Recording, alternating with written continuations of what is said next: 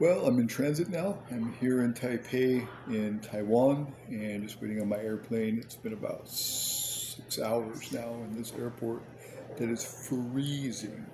And I've got shorts on, and I've got goosebumps all over. So, anyway, just want to talk about this whole Epstein thing with Trump. Now, I criticized him when Elon came out about this, and I, was very concerned about these files coming out because it seems as though all of these very wealthy and very powerful people are involved in this pedophile ring.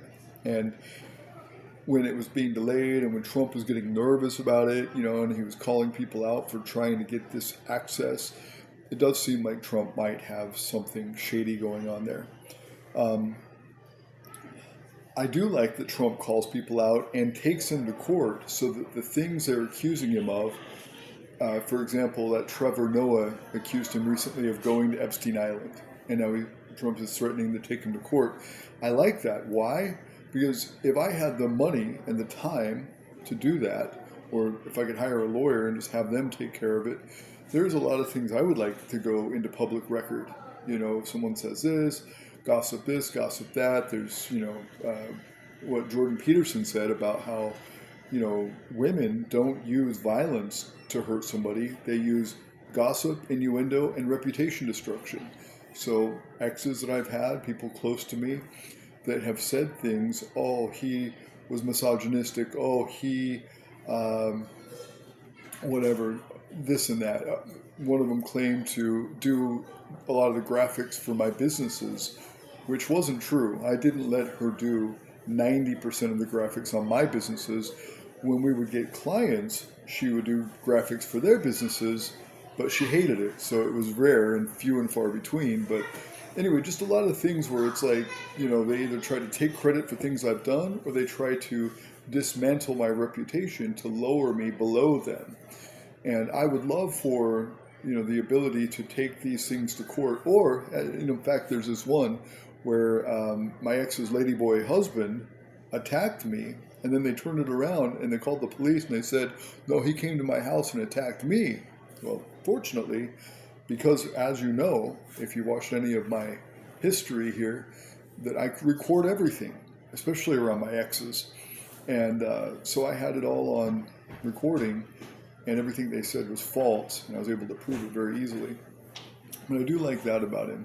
I don't know if Trump is doing this whole Epstein thing, pushing back on purpose.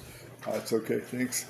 Whether he's in the files, he possibly is, but, my politics has nothing to do with him. Whether it was him, Ron Paul, Rand Paul, there's a bunch of them that that have similar politics to what I have.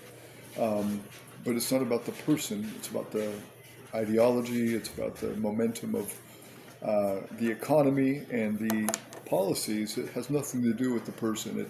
It's policies over people for me. So maybe, someday they'll find Trump was in the Epstein situation and maybe he was guilty of some horrible stuff. And it doesn't change the way I feel about the policies.